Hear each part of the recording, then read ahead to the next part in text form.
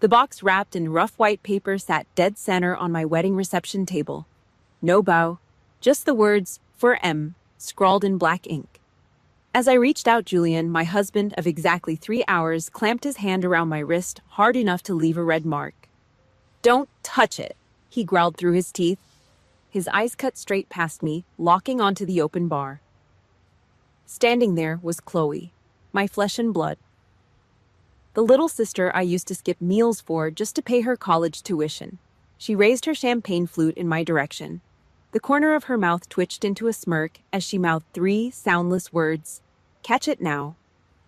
She wasn't here to celebrate my wedding. She had just used my name, my military ID, and the most important day of my life as a drop point for a federal money laundering package, right in front of my entire chain of command.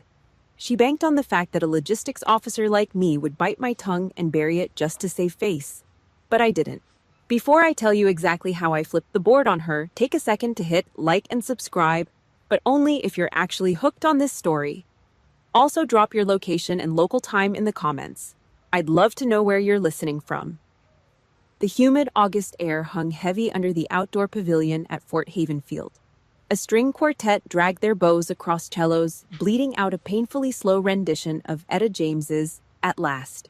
Waiters in crisp white shirts circulated through the crowd, pouring cheap champagne into expensive glass. It was supposed to be the perfect facade, a normal wedding for a normal bride. Then I saw it, a square box, wrapped in matte white paper. It sat on the auxiliary gift table near the head seating. It had no ribbon, no tape holding down the edges, just 3 letters written in thick black marker for M, a sickeningly fake stab at intimacy. I spent my 20s living out of duffel bags and eating MREs in the dirt just so I could build a life with 0 loose ends. And she brings this right to my front door. 10 minutes ago, before I walked over to salute Colonel Harrington, that table was empty. Now this thing was just sitting there absorbing the afternoon sun. Guests brushed right past it, laughing, drinking, completely blind to how wrong it looked. A foreign object dumped into a highly controlled environment. My hand moved on instinct. Muscle memory. You see an unidentified package in your perimeter, you assess it. But before my calloused fingertips could even brush the coarse grain of the paper, Julian was there. He didn't yell. He didn't make a scene. His hand just snapped around my wrist, locking it in midair. The grip was pure steel. I looked up at him. Julian's jaw was a granite block. His eyes didn't even drop to the box. They were fixed across the manicured lawn, piercing straight through the crowd of uniforms and evening gowns to the open bar. I followed his line of sight. Chloe. She was standing there in a designer silk slip dress that cost more than my first used Chevy, twirling a half-empty champagne flute by its stem. Her perfect salon-fresh manicure gleaming under the string lights. When she saw us looking, she tilted her head. A predatory, slow-motion tilt. The smile stretched across her face didn't even come close to reaching her eyes. It was a dare. A taunt from a parasite wearing my family's DNA. My chest tightened. The biological shock hit first. A cold rush of adrenaline flooding my veins, pooling heavy in my gut. I couldn't breathe. Not because I was heartbroken, because I was trapped. She had brought this here. To a military installation packed with high-ranking naval officers. She weaponized my own wedding, knowing I'd be strapped into a white dress, paralyzed by the social expectation to just shut up, smile, and play the happy bride. She wanted me boxed in. My fingers twitched. Every nerve in my body was screaming at me to reach into my dress, pull my phone, and call base security. Julian felt the shift in my pulse. He didn't speak. He just gave a microscopic tilt of his chin to the left. At the edge of the tent, Hayes and Vance, 2 Navy officers from my logistics unit, stood up from their folding chairs in unison. No hesitation. Just the silent execution of an unspoken order.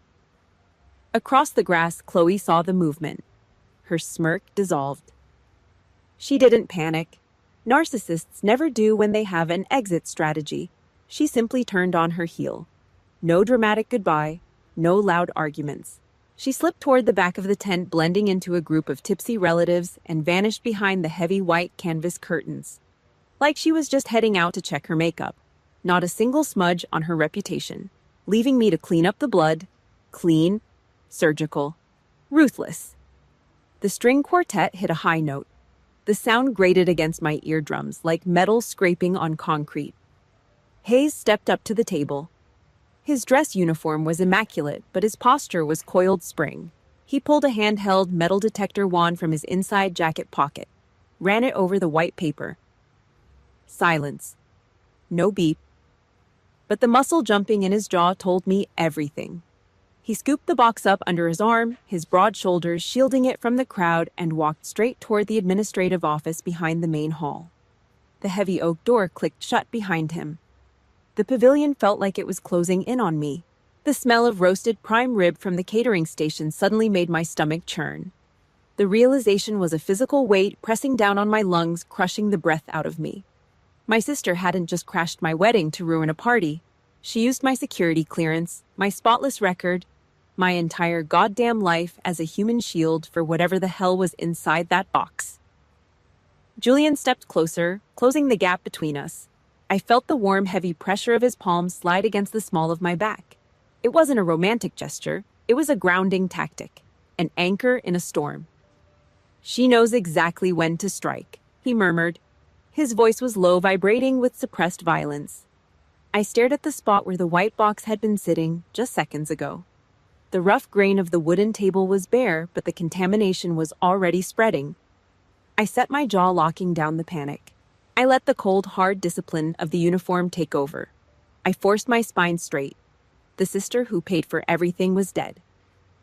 The logistics officer was clocking in.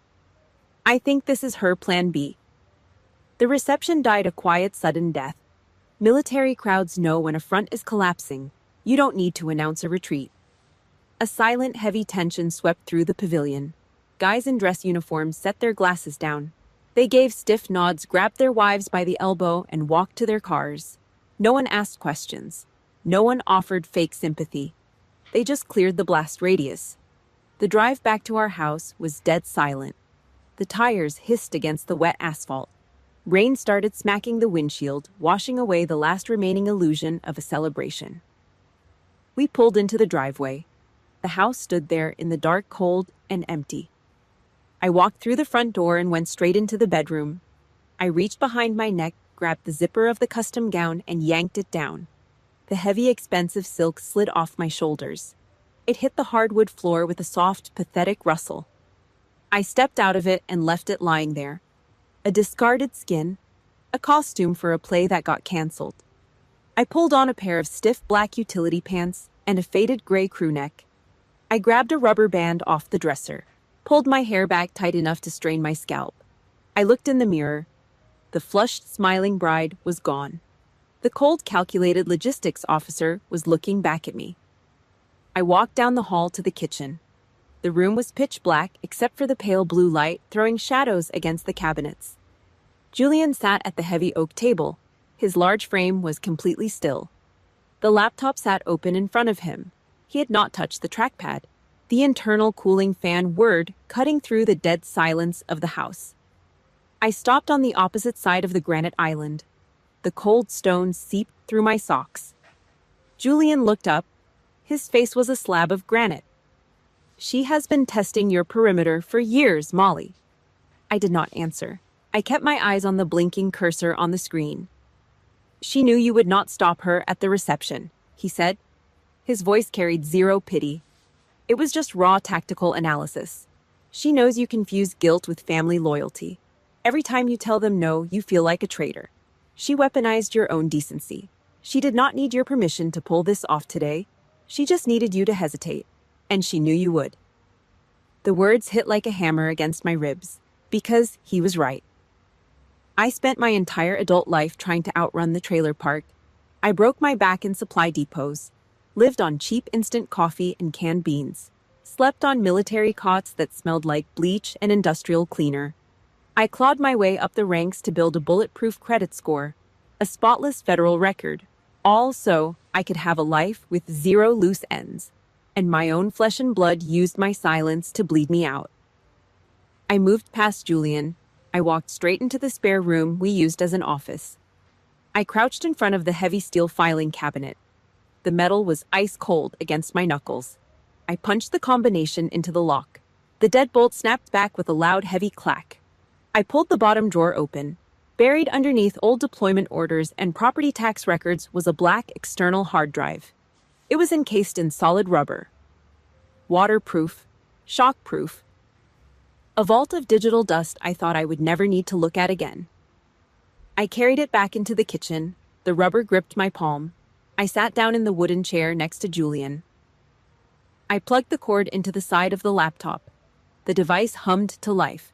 The screen flashed white, then populated the desktop with dozens of folders, spreadsheets, tax documents, the entire architecture of my financial existence. I clicked on the main backup folder, opened the message archive, scrolled back to last winter. The breadcrumbs were all right there, tiny poisonous little traps disguised as sisterly affection. The screen glared against my face. I read the text logs out loud in my head. Just checking in on you. Hope the base is treating you right. Might send a small gift to your unit for the holidays. Trust me, I just want to catch up. We are blood. I dragged the mouse down. The pattern shifted. The fake warmth disappeared, replaced by specific targeted requests. Hey, can I use your old address for a job application? They need an out-of-state reference. Do you still have a copy of that old Georgia lease I need to prove residency for a background check?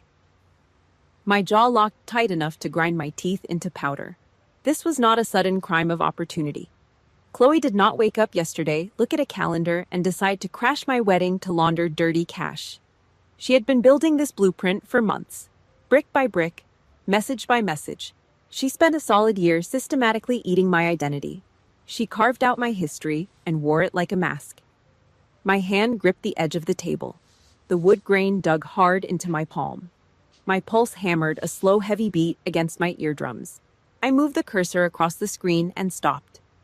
The little white arrow hovered right over a folder labeled W2, Taxes 2021.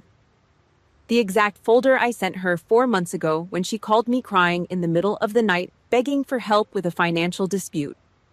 I rested my finger on the mouse button, ready to pull the trigger. My index finger pressed down on the mouse. A sharp, dry click echoed off the kitchen tiles. The folder opened. The label read W2, Taxes 2021. A PDF document loaded on the screen, bathing the dark room in a harsh white glow. The federal seal. My full legal name. My rank. And right there in the top right corner, 9 digits. My social security number. The golden ticket. The key to every background check, every security clearance renewal, every loan I ever took out to pull myself out of the dirt. I guarded that number with my life. Bile rose in the back of my throat. I tasted old coffee and pure concentrated shame. I did this. I handed her the gun. I loaded the magazine. I put it right in her hand. The memory played back in my head, loud and clear. It was a Tuesday night in November. Chloe had called me. She sounded frantic. She played the concerned little sister routine perfectly. She said she was taking a finance class at the community college. Said she wanted to compare our tax deductions so she could help me build a better portfolio for my retirement. We are family, Molly. Let me look out for you for once. You work too hard. Those were her exact words. I was tired. I had just pulled a 14-hour shift logging heavy machinery parts at the armory. My brain was fried. My back ached from lifting steel crates. And for one stupid weak second, I wanted to believe her. I wanted to believe my sister actually gave a damn about my future. So I sent the file. I gave her the foundation. She took those 9 digits and built a shadow version of me in the dark. She used my blood, sweat, and hazard pay to forge a key to the federal banking system. I stared at the 9 numbers on the screen. The pieces of the puzzle slammed together, locking into place with a sickening thud. 4 months ago. My phone buzzed on the nightstand at 2 a.m. It was Chloe. She was crying, heavy gasping sobs that sounded completely real. She told me she was in a legal dispute with a sleazy landlord in Brooklyn, claimed he was trying to ruin her credit. She said she needed a secure address to receive some dispute documents. Just one package, just one favor. Please, Molly, you have a military address. They will not mess with you. Just sign for it. I told her no. I told her I would not put my security clearance on the line for her drama. I did not care if she was getting evicted. I hung up the phone and went back to sleep. I thought that was the end of it. But a parasite does not just stop feeding when you push it away. It finds another vein. She needed a federal drop point to clean her dirty money. When I refused to let her use my mailbox, she pivoted. She looked at the calendar. She saw my wedding date. She knew the base commander would be there. She knew I would be standing in a white dress, surrounded by brass, trapped by the social pressure of a perfect day. She bet her freedom on my restraint. She wagered that I would rather swallow a crime than cause a scene in front of my commanding officers. If Julian had not grabbed my wrist at that table, if I had reached out and untorn that rough white paper while the photographer was snapping pictures, I would have been holding a federal crime in my hands on camera. I would have been an accessory to a felony. I reached out and grabbed the top of the laptop screen. I slammed it shut. The plastic casing cracked together like a gunshot in the quiet kitchen. Julian did not flinch. He just watched me from across the granite island, waiting. There were no tears. My eyes were bone dry. The crushing weight in my chest, the heavy suffocating guilt of betraying my own blood was gone. The heat drained out of my blood. The silence inside me did not feel like resignation anymore. It froze over. It hardened into a solid block of ice, sharp as a razor. For 31 years, I let my mother and my sister treat me like a human dumpster for their mistakes. I paid the bills. I fixed the wrecked cars. I took the blame. Chloe thought I would stay quiet because I always stayed quiet. She calculated that my loyalty to the family name would protect her. She had no idea what the silence of a cornered animal actually felt like. My loyalty was dead. I pushed back from the table. The wooden chair legs scraped hard against the floorboards. I walked out of the kitchen and went to the front closet. The sky outside the window was pitch black. The sun was still hours away from breaking over the horizon. The rain had stopped, leaving a cold, damp chill hanging in the air. I pulled a thick manila envelope from the top shelf. I walked back, yanked the rubber hard drive out of the laptop port, and shoved it deep into the paper envelope. I grabbed the printed W-2, shoved that in too. I sat down on the bench by the door and grabbed my combat boots. I shoved my feet into the heavy leather. I pulled the black laces tight, wrapping them around the eyelets with brutal force. I tied them off with a double knot. Every pull was a promise. I stood up. The rubber soles struck the floor with a heavy, dull thud. The wedding was over. The honeymoon never even started. I tucked the manila folder tight under my arm, right against my ribs. I grabbed my car keys off the metal hook. The jagged metal dug into my palm. I looked at Julian. He was already standing, his jacket in his hand. NCIS Field Office, I said. I turned to the brass deadbolt and pushed the front door open into the dark. The drive to the federal building took 40 minutes. The sun was just starting to threaten the horizon, bleeding a bruised purple through the heavy rain clouds. I didn't turn the radio on. Julian drove the truck in dead silence. The tires ground against the wet highway. Every time the wipers slapped back and forth, it felt like a metronome ticking down the seconds on my career. We pulled into the gated lot of the NCIS field office just before 5 in the morning. The air inside smelled like stale coffee, floor wax, and ozone. Agent Sterling was waiting at the security checkpoint. She didn't offer a handshake or a sympathetic smile. She just swiped her keycard and held the heavy steel door open. "Back here," she said. We followed her down a hallway, lit by buzzing fluorescent tubes. She ushered us into an interrogation room, completely stripped of personality. No windows, gray acoustic panels on the walls. One scratched aluminum table bolted to the concrete floor. 2 steel chairs. The AC was cranked so high the sweat on my neck instantly turned to ice. Julian stepped inside and pulled the heavy door shut until the latch clicked. He didn't take a seat. He backed into the far corner, crossed his thick arms over his chest, and locked his jaw. A physical barricade standing between me and the hallway. Sterling dropped a thick manila folder onto the center of the aluminum table. The rough paper scraped across the metal. It sounded like sandpaper dragging over a coffin lid. "Tech unit pulled the encrypted USB from the white box," Sterling said. Her voice was flat, purely administrative. Ran it through an isolated terminal 15 minutes ago. She flipped the heavy yellow cover open. She pushed 3 sheets of printer paper toward me. Invoices, 6-figure wire transfers, routing numbers for offshore accounts. And right at the bottom, sitting perfectly on the dotted line, was my name. I leaned in, bracing my forearms against the table. The signature was flawless. It had the exact aggressive slant of my M, the sharp, hurried loop of the E. If you handed this to a bank teller, they would process it in a heartbeat. But I spent 12 years signing supply manifests on the hoods of running Humvees and the freezing decks of naval carriers. I knew my own handwriting. "It is a digital stitch," I said. My voice was a low rasp. I tapped my index finger hard against the paper. "Look at the ink density. There's absolutely no variance in the force of the stroke. It is perfectly flat." Someone scanned my signature from a PDF, cleaned up the background, and stamped it on. Sterling didn't blink. "Correct." She flipped to the next page. It was a business registration form filed in the state of Delaware. The date stamp read 2 weeks ago. Butler and Coins Holdings. My stomach turned over, a slow roll of pure, toxic disgust. It wasn't just my forged signature. They used my social security number. They used my military ID number. They even used my old apartment address in Georgia from when I was stationed at Fort Benning.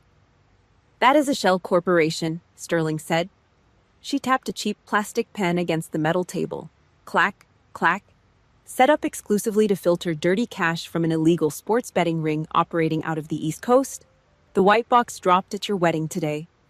That was a delivery confirmation. A ledger. The final physical link in a federal money laundering chain. I stared at the paperwork. My military ID. The piece of plastic I carried in my left breast pocket every single day. The badge I bled for. The absolute proof that I dragged myself out of a dead-end trailer park, bypassed the addiction of my hometown, and made something of my life. My own flesh and blood stripped it off me and wore it to run a cheap street hustle. "Where did the digital registration originate?" I asked. "We tracked the IP address from the initial LLC filing," Sterling replied. She pulled a printed screenshot of a terminal log from the back of the folder. "It pings back to a residential router. A 3rd-floor walk-up in Brooklyn. Chloe's apartment. The exact same apartment I co-signed the lease on 3 years ago because her credit score was completely trashed. I didn't scream. I didn't cry. The betrayal was so massive, so absolute, that it just burned out the emotional receptors in my brain. There was nothing left inside my chest but cold, hard clarity. My sister didn't just crash a wedding. She strapped a federal felony to my back and pulled the pin. She needed a clean name. Sterling continued, her eyes locked on mine. Someone with high-level federal clearance. Someone nobody would ever audit. She forged your consent. They didn't need her consent. The voice came from the corner of the room. Deep, gravelly. I looked over my shoulder. Julian was staring at the gray wall. His eyes narrowed into dark, violent slits. "They didn't need her permission," Julian repeated, shifting his gaze to Sterling. "They just needed her habit of delaying. They knew she wouldn't open a strange package in front of her commanding officer. They banked on her keeping her mouth shut to protect the family name. It was a tactical drop." Sterling looked back at me. She didn't offer sympathy. "Federal agents deal in facts, IP addresses, and prison sentences. Pity doesn't close cases." "Lieutenant Butler," Sterling said. She leaned forward. The metal chair groaned under her weight. "This is felony identity theft, wire fraud, money laundering.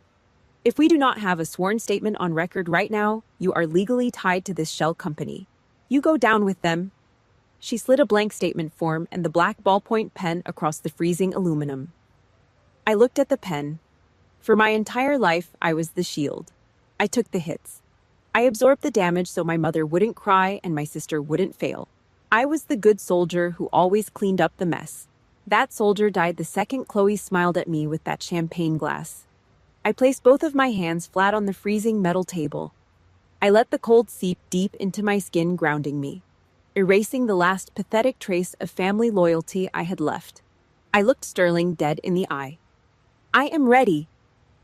Agent Sterling stood next to me in the observation hallway, The overhead lights hummed, casting a dim yellow glow over the linoleum. We stood shoulder to shoulder, staring through the two-way mirror into interrogation room B. The feds kept the room set to 60 degrees. A cheap psychological trick to make suspects shiver. To make them uncomfortable enough to start talking to stay warm. Through the thick glass, I watched my sister. Chloe sat on the opposite side of the aluminum table. Her legs were crossed tightly at the knee. She wore a cream-colored silk blouse tucked into tailored black trousers. Her hair was blown out, falling perfectly over her shoulders. She looked like she was waiting for a mimosa at a Sunday brunch in Manhattan, not staring down federal wire fraud charges. But if you knew how to look, the facade was already cracking. The heavy layer of expensive foundation could not hide the bruised purple bags under her eyes. Her manicured thumbnail picked nervously at the skin of her index finger. A rat trapped in a steel box. She waived her right to counsel, Sterling said. Her voice was flat-bored. Thinks she can talk her way out of it. They always do. She thinks she can talk me out of it, I replied. I reached for the heavy metal handle. Lieutenant, Sterling warned, do not let her steer the narrative. I pushed the door open. The hinges whined a high metallic shriek. The cold air hit my face instantly. It smelled of industrial floor wax and ozone. I stepped inside. I wasn't wearing my dress blues. I didn't need the brass collar devices or the service ribbons to prove who I was. I wore a plain white button-down shirt and black slacks. Standard issue civilian clothes. Molly, Chloe said my name lightly. An airy, breathless whisper, like we had just bumped into each other in the produce aisle at the grocery store. I didn't answer. I pulled the steel chair out. The metal legs scraped hard against the concrete floor. I sat down, planted my boots flat on the ground. I kept my spine perfectly straight, resting my hands loosely on my thighs, and I just stared at her. I let the silence hang in the freezing air. I let it wrap around her throat. 10 seconds. 20. Narcissists cannot survive in a vacuum. They need a reaction to feed on. Without your anger, your tears, or your forgiveness, they suffocate. She broke at 35 seconds. Her shoulders slumped a fraction of an inch. You were always so hard, Chloe whispered. The fake airy warmth drained out, instantly replaced by the victim routine. I thought you would understand. Out of everyone in this family, I thought you would get it. I kept my face completely blank. Understand what? That I was in a bad spot. The rent the car. Understand that you used my military ID to funnel dirty cash through a shell company. My voice sounded like a machine. Dead. Methodical. Understand that you deliberately waited for my wedding day to make a drop right in front of my commanding officers. Chloe flinched. She looked away, staring at the blank gray wall. A tear slipped out. Cheap non-waterproof mascara left a dark smeared track down her powdered cheek. The smell of her expensive floral perfume suddenly hit me. It was sickeningly sweet. It smelled like rot covered in sugar. I didn't think they would trace it back to you, she choked out. I leaned forward. I placed my forearms on the freezing metal table. I closed the distance between us. Listen to yourself, I said, grinding the words out through my teeth. You are only sorry that they traced it. You never once thought that what you did was actually wrong. She swallowed hard. The skin around her neck flushed an ugly mottled red. The classic Darvo playbook was booting up. Deny, attack, reverse, victim, and offender. It was just supposed to be one run, she pleaded. Her voice pitched up, getting frantic. Derek set the whole thing up. He said it was easy money. He told me the feds do not look at active duty accounts because you guys get a pass. I am drowning in debt, Molly. The credit card companies are calling my boss. Derek swore this was safe. He pushed me into it. You know how guys like him manipulate people. Stop! The word cracked like a rifle shot in the small room. Chloe snapped her mouth shut. Her jaw trembled. Do not drag some low-level street hustler into this to cover your own tracks, I said. My eyes locked dead onto hers. Derek did not steal my social security number. Derek did not call me crying 4 months ago to get my tax forms. You did. You were the one at the warehouse. You signed the federal paperwork. You pulled the trigger. Her chest heaved. The breathing was erratic, shallow. The elegant, untouchable act was completely gone. She looked at my face, desperately searching for a trace of the older sister who used to take the blame for her broken curfews. The sister who used to hand over her paycheck from the diner so Chloe could buy a prom dress. She found nothing, just a steel wall. She leaned over the table. Her manicured hands shook as she reached out, hovering just an inch from my arm. She didn't dare touch me. She looked up with wide, wet eyes.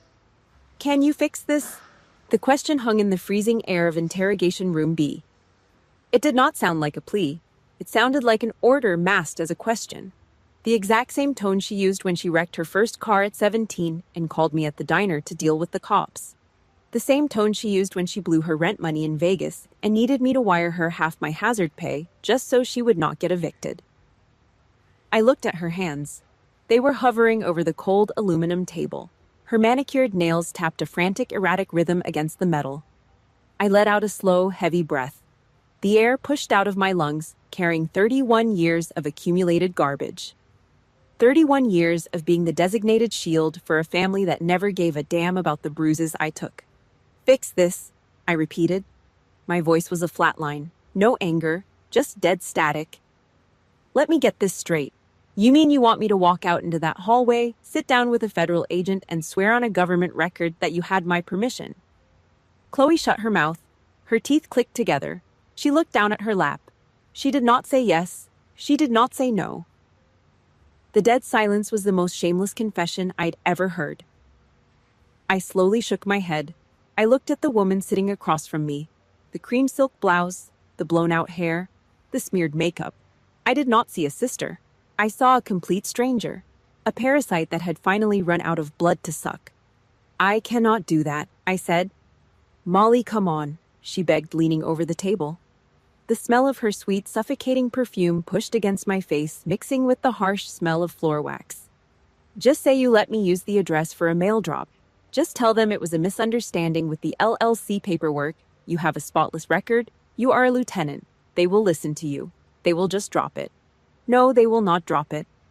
They will charge me with perjury, strip my rank, and throw me in Leavenworth." "They won't." "Because the exact second I clean up this trash for you," I said, cutting her off, my voice dropping an octave, "I officially become the exact thing you have always used me as. A blind, dumb workhorse who ignores right and wrong just to protect the family name." Chloe blinked hard. The crocodile tears finally spilled over, cutting fresh tracks through her expensive foundation. She gripped the edge of the aluminum table. Her knuckles went white. "You do not understand how bad this is," she hissed. Her voice cracked, leaking pure panic. Derek flipped. He threw me under the bus. He went to the feds first and blamed the whole operation on me. The guy is a rat. I'm going to take the fall for a setup. I did not flinch. I did not lean back. I just watched her scramble. It was pathetic. She wanted to play with the big dogs. She wanted the fast cash and the designer clothes, and the second the feds kicked the door in, she turned into a whining child, pointing fingers at the guy standing next to her. "You partnered with a street-level grifter to wash illegal sports betting money, and you are surprised he cut a deal to save his own skin." I asked, my voice dripping with contempt. "You played a stupid game." "He lied to me." "Yos, then maybe it is time you stop playing the victim in a scam you directed," I said. I gave her one sharp, decisive nod. "You signed the W-2 request. You set up the LLC. You made the drop at my wedding. You made the choices. Now own them." If you have ever been the person expected to clean up your family's toxic messes, hit the like button and subscribe to the channel. Drop a comment below and tell me about the exact moment you finally walked away. Tell me what broke the camel's back. I read every single one because I know exactly how heavy that broken loyalty feels. Behind me, a sharp double tap echoed through the room. Knock, knock. The agent standing behind the two-way glass. Time was up. I placed my hands on the table and pushed myself up. My boots hit the concrete floor. The sound was heavy, final. I did not feel a single ounce of regret. I did not feel the crushing guilt that usually came with telling my family no. I just felt light, like a 100-pound rucksack had just been unbuckled from my spine. I turned toward the heavy steel door. "Molly, please." I stopped.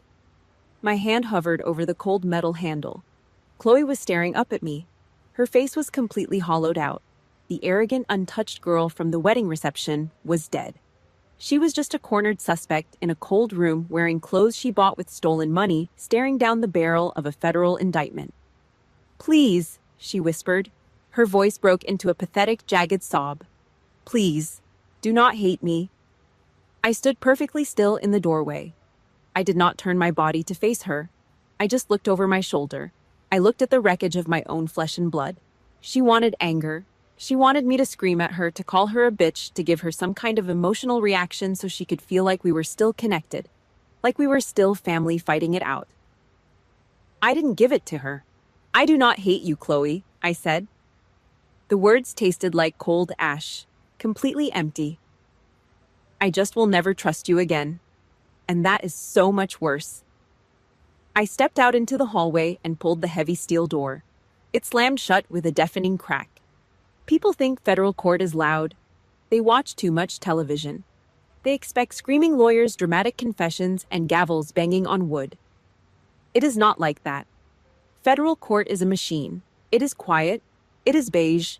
The carpets are thick and industrial, designed to swallow the sound of your footsteps, so you feel completely insignificant. The air smells like lemon floor wax and old paper. It is a meat grinder wrapped in bureaucracy, and it does not care about your tears. I sat in the second row of the gallery. My spine was pressed perfectly straight against the hard oak bench. Julian sat on my right. He did not fidget. He was a solid wall of muscle and silence. At the defense table sat Chloe. She did not wear silk today. She wore a cheap, stiff navy pantsuit. Her hair was pulled back into a tight, severe bun. She was trying to look respectable. She was trying to look like a victim who just got caught up with the wrong crowd. It did not work. The federal judge sitting behind the elevated mahogany bench looked at her like she was a stain on the floor. She took the plea deal. She had to. The paper trail was absolute. The judge read the terms in a dry, bored voice. Wire fraud. Identity theft. She avoided a cell block, but the hammer still dropped. 3 years of supervised federal probation. Mandatory restitution of the stolen funds. But the real kill shot was the conviction itself. A federal felony. I watched her shoulders cave in. A felony is a permanent brand. It does not wash off. She just lost her right to vote. She lost her right to own a firearm. Every background check she ever runs for the rest of her life will flag her as a fraud. She tried to steal my spotless military record and bought herself a life sentence in the gutter. The bailiff walked over. He slid a piece of paper across the heavy wooden table. Chloe picked up the black pen. Her hand was shaking so badly the pen rattled against the table. She signed her name. It was the physical act of handing over her freedom. She slumped back in her heavy leather chair, completely hollowed out. She did not turn around to look at me. Not once. Then the heavy side door opened. 2 U.S. Marshals walked in. They were massive guys built like brick walls wearing tactical vests. Walking between them was Derek. The silence in the courtroom was broken by the harsh metallic sound of steel on steel. Clack, clack, clack. He was chained at the waist and the wrists. Derek still had his chin tilted up. He walked with a heavy swagger, acting like a street hustler who was too smart for the system. He refused the plea deal. He pleaded not guilty. He actually thought he could beat a federal prosecutor. The prosecutor did not even raise his voice. He stood at the podium and laid the cards flat on the table. He entered the IP logs from the LLC registration. He entered the security camera footage from the warehouse in Brooklyn. Derek did not flinch. He whispered something to his public defender and smirked. Then the prosecutor pulled out a thumb drive, a wiretap from a burner phone. He hit play. The audio crackled through the courtroom speakers. Static hissed, and then Derek's voice echoed off the beige walls. It was dripping with cheap, arrogant bravado. "Molly is busy saving the world," the recorded voice sneered. "She will never notice it." The smirk vanished from Derek's face. The swagger drained out of his body in real time. He stared at the speaker like it was a loaded gun. The judge looked down over his reading glasses. He did not waste time with a lecture. He dropped the sentence. 18 months in federal prison, immediate remand, no bail pending appeal. The 2 marshals grabbed Derek by the triceps. They hauled him out through the side door. The steel chains rattled violently against the door frame and then faded down the concrete hallway. It was over. 10 minutes later, I stood out in the wide corridor. The fluorescent lights buzzed overhead. An administrative clerk walked out of a set of double doors and handed me a clipboard. There were no trumpets, no formal apologies from the government for the hell I went through. Just a standard release form confirming my security clearance was fully reinstated and my name was permanently scrubbed from the federal watch list. You fix your own life, the government just stamps the paperwork. Julian stood next to me. I clicked my pen and signed on the bottom line. I traced my thumb over the blue ink of my own name. They tried to erase me, but I was still standing here and the federal system knew exactly who I was. We walked out into the heavy, humid afternoon heat. We drove back to the house in silence. I unlocked the front door and dropped my keys on the kitchen counter. Julian walked out to the mailbox. He came back inside and tossed a small stack of mail onto the granite island. Most of it was junk. But one envelope sat right on top. It was thick, cream-colored paper. Expensive. I recognized the looping, elegant handwriting immediately. It was addressed to me. From my mother. It had been exactly 7 days since the federal judge dropped the gavel. The house was completely silent. Julian was out at the hardware store picking up lumber. I was standing alone in the kitchen. The air inside the room was heavy and sharp. It smelled like lemon floor wax mixed with the bitter, acidic scent of over-roasted espresso beans. I looked down at the granite island. My eyes locked onto the exact spot where Julian had placed the laptop a week ago. The exact spot where the white box from the wedding reception had dominated my thoughts. There was no laptop today, just a single envelope. Julian had brought it in from the mailbox right before he left. He did not say a single word when he set it down on the stone counter. He did not have to. I stared at the thick, cream-colored paper. The stationery was expensive, heavy cardstock, the kind of paper people usually reserve for wedding invitations or formal apologies. Across the front, my name was written in dark blue ink. The handwriting was elegant, looping, and painfully familiar. My mother. She did not send an email. She did not leave a voicemail. She wrote a physical letter, dropping it into the federal mail system like a bomb with a delayed fuse. I picked it up. It felt heavy in my hand, carrying the weight of 31 years of toxic history. I slid my thumb under the sealed flap and tore it open. The thick paper ripped with a harsh, jagged sound that echoed off the kitchen tiles. I pulled out a single sheet of matching cream paper. There was no date at the top, no formal greeting.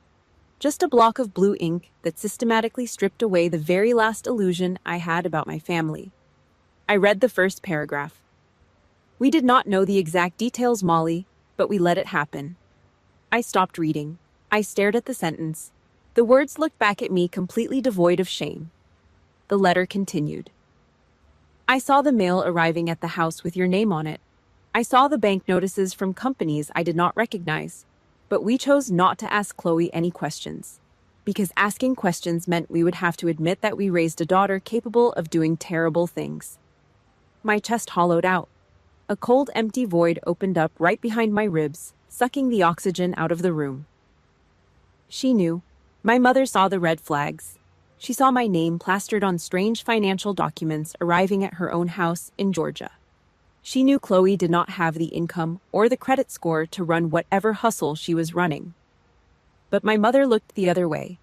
She intentionally closed her eyes to protect her own fragile ego.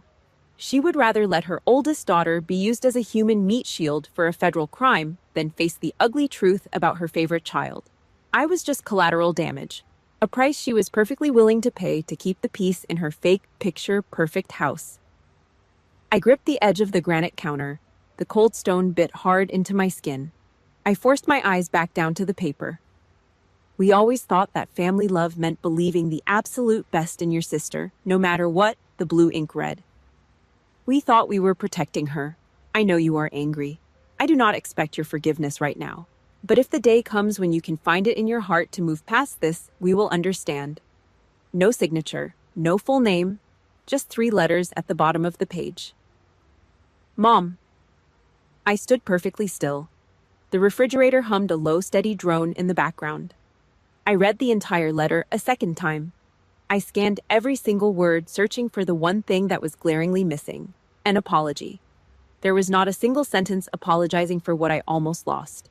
Not a single word about the fact that I was inches away from losing my military commission, my federal security clearance, and my absolute freedom. She did not care about the NCIS agents. She did not care about the threat of Leavenworth Federal Penitentiary. The entire letter was a cowardly defense of her own failure as a parent. It was a manipulative demand for unconditional grace. She wanted me to carry the burden of forgiveness so she would not have to carry the weight of her own guilt. I waited for the tears to come. I waited for the familiar burning sting behind my eyes that always hit when my family let me down. The sting never came. My eyes were bone dry. For my entire adult life, I twisted myself into knots, trying to earn their respect. I paid their past due bills. I fixed their wrecked cars. I thought if I just worked hard enough, if I just stayed quiet and maintained perfect discipline, they would finally look at me and see my value. But this piece of expensive cream paper proved the ultimate truth. You cannot earn the protection of people who are committed to using you. I lifted my hands. I folded the thick paper perfectly in half. I ran my thumbnail hard down the crease, flattening it out into a sharp, rigid line. I folded it again. I did not rip it up. I did not strike a match and burn it. I did not throw it in the trash can. I reached out and placed the folded square of paper on the counter right next to the espresso machine. I left it sitting out in the open, a dead monument to a dead relationship. I was never going to reply. I was never going to call her, yell at her, or demand an explanation. Because for the first time in my entire life, I realized I did not owe them one single ounce of my energy. I did not have to explain my boundaries. I did not have to absorb their toxic cowardice just because we shared the same bloodline. The cord was officially cut. I turned my back to the letter. I walked over to the kitchen sink, picked up a coarse scrub brush, and turned the hot water on full blast. The steam rose up, hitting my face with a wave of intense heat. I reached for the soap. I had a house to clean. The afternoon sun cut sharp angles across the kitchen floor. The house was completely silent. I was scrubbing the kitchen down to the studs. It was not a casual weekend chore. It was a tactical sweep. I had a bucket of hot water and raw bleach sitting on the linoleum. The chemical smell burned the inside of my nose. I dragged a stiff bristled brush across the grout. I reached the spice cabinet next to the stove. The wooden backing board was loose. It rattled every time I pushed the heavy glass jars back into place. I jammed my left hand into the dark, narrow gap, trying to press the cheap wood back into the frame. My fingers scraped against something sharp. I pulled my hand out. My fingers were coated in a fine layer of dry gray dust. Trapped right between my index and middle finger was a small square envelope. The physical reaction hit me before my brain even processed what I was looking at. A sharp, cold spike drove straight through my ribs. The air trapped itself in the back of my throat. I flipped the envelope over. Heavy cream cardstock, dark blue ink, a familiar, elegant loop. For M. It was the card that came attached to the white box. The delivery confirmation. The felony. Julian must have stripped it off the package on the day of the wedding and shoved it behind the cabinet to keep it out of my sight. My chest tightened. A ghost of that exact same panic from the reception tent flashed hot in my blood, a heavy weight pressing down on my lungs. But my hands did not shake. I stood in the middle of the kitchen staring at the blue ink. In 31 years, my family never gave me a single gift that did not have a rusted hook buried inside it. Every birthday card, every forced smile always carried a hidden invoice, a demand to take the blame, a demand to sacrifice my own peace to cover their tracks. This piece of cream paper was the ultimate bill. The absolute peak of their exploitation wrapped up in a polite little package. I turned my back to the sink and faced the heavy gas oven. I reached out and grabbed the black dial. I pushed it in and twisted hard to the left. Click, click, whoosh! The blue flame ignited underneath the iron grate. It threw a sudden dry wave of heat against my stomach. I opened the oven door. I pulled out the flat baking sheet. It was scratched, warped from the heat, and stained with old grease. I did not rip the cream paper. I did not crush it in my fist. Ripping it would mean I was still angry. It would mean they still had power over my pulse. I just set the card down flat on the metal tray. I pushed the rack back in, leaving the heavy door cracked open just a few inches. I stood there, crossed my arms, and watched. The intense heat curled the edges of the expensive paper first. It browned, turning a sickly burnt yellow before the fire finally caught the corner. The flame did not explode, it just crawled. It ate the blue ink, slowly turning the fake sisterly affection into fragile black ash. The smell of burning paper filled the kitchen, a bitter acrid smoke that stung my eyes and coated the back of my throat. I let it burn. I stood in the heat and watched the fire consume a piece of toxic history that never belonged in this house to begin with. The heavy thud of work boots hit the front porch. The front door opened and shut with a solid slam. Julian walked down the hallway. He stopped in the archway of the kitchen. He was wearing a faded flannel shirt, his jeans covered in fresh sawdust. He took one breath of the air. His eyes shifted from the sink to me and then down to the open oven door. A thin trail of gray smoke was drifting up toward the ceiling fan. He did not rush into the room. He did not panic. He did not ask what was on fire or order me to turn the gas off. He just leaned his heavy frame against the wooden door jamb. His eyes were dark, steady, and completely calm. The exact opposite of the chaos I grew up with. "Are you okay?" he asked. His voice was low. It was not a demand. It was not a trap to force a conversation. It was just a question from a guy standing in a smoky room. I reached over and twisted the gas dial. The blue flame died instantly, with a soft hiss. I picked up a rough cotton towel from the counter. I wiped my hands down. I wiped the dust and the soot off my palms, pressing the rough fabric hard into my skin until it turned red. I folded the towel into a perfect rigid square and draped it over the edge of the sink. I looked up at Julian. I did not force a smile. "Not exactly okay," I said. My voice was completely flat, echoing off the tile. Just very clear. Julian pushed off the door frame. He walked across the linoleum floor. He stopped right in front of me, leaned down and pressed his lips hard against my temple. "Clear is good," he murmured against my skin. He stepped back and walked toward the fridge. I looked back at the oven. The smoke was gone. The pain of the betrayal was still there, a dull ache buried deep in my bones. But the confusion was dead. The fire took it all. I finally had the map. 3 weeks had passed since the heavy steel doors of the federal courthouse slammed shut. I stood at the kitchen island. The coffee in my ceramic mug was dead cold. It tasted like bitter dirt and iron.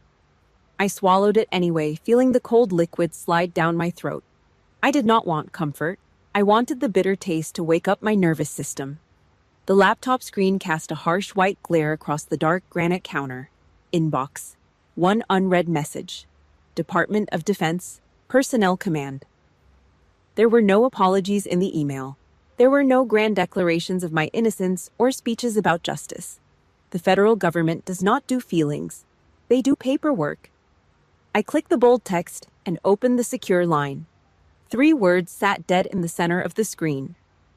Status active consideration. My federal security clearance was moving out of the dead zone. The system was turning my badge back on. I hit the print command. The laser printer whirred in the corner of the office. I walked over and pulled the warm sheet of paper from the tray. I held it up to the morning light. The black ink was sharp, absolute, and legally binding. I opened the heavy steel filing cabinet under my desk. I dropped the paper into a thick manila folder labeled Personal Records. Lieutenant Molly Butler. The leeches tried to drain my life, but they failed. That afternoon, I drove to the naval base. I parked my truck by the motor pool, laced up my running shoes, and hit the asphalt. 5 miles, straight out past the chain-link perimeter fence down the long service road and back. I did not plug in headphones. I did not want the distraction of music. I wanted the raw physical sound of my own boots hitting the pavement. Smack, smack, smack. My lungs burned. The afternoon heat rose off the blacktop in thick, suffocating waves. The sweat stung my eyes, blurring my vision. I pushed my legs harder, lengthening my stride until my muscles screamed. I did not care about the pain. I craved it. Pain is honest. Pain does not forge your signature or lie to federal agents. I was not running for fitness. I was running to force the rhythm back into my own bones, to remind my physical body exactly who was in command. I hit the locker room showers. The water was freezing. I put my daily working uniform on. I checked the brass collar devices. I checked the creases in my dark trousers. Perfect, rigid lines. I walked into the administration office. The air conditioning hummed. The duty sergeant was slouched in his desk chair, staring blankly at a computer monitor. When my heavy boots crossed the threshold, he looked up. He saw my face, and he immediately sat up straight. His spine snapped against the back of his chair, a subconscious reaction to the rank on my collar. I did not say a word. I just slid a copy of the federal clearance form across his desk. I turned around and walked back down the main corridor. The fluorescent tubes buzzed overhead, casting a sterile glow over the cinder block walls. I stopped in front of the glass display case near the command center, the chain of command board. Rows of identical headshots mounted on crisp blue backgrounds aligned with extreme military precision. Second row, right in the middle slot. My face looked back at me. The eyes in the photograph were sharp. The jaw was locked tight. Someone had bumped the frame, and the bottom right corner of my photograph was slightly curled up, exposing the white paper beneath the gloss. I unlocked the glass case. I reached in and pressed my thumb firmly against the paper. I smoothed the crease out, pressing the edge flat against the felt board. I dragged my thumb over my own name printed on the brass plate below it. This was not vanity. This was territory. They dragged this name through the mud. They tried to bury it in a federal indictment, but they could not erase it. This life was mine. I locked the glass case and walked out into the heat. Night fell over the house, swallowing the exhaustion of the day. Out on the back wooden porch, the air smelled like burning charcoal and the rich, heavy scent of seared meat.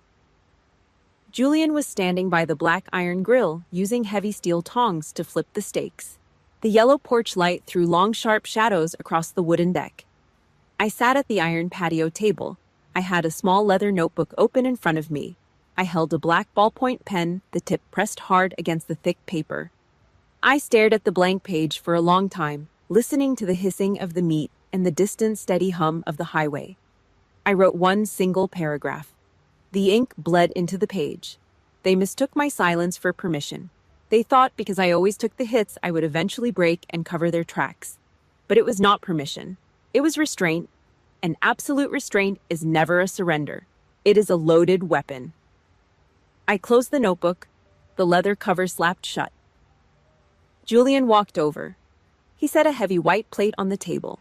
He reached into his shirt pocket, pulled out a small glass flask, and poured 2 fingers of amber liquid into 2 short glasses. Kentucky bourbon. He pushed one glass across the wood. He took a drink, his eyes scanning the dark tree line behind our house.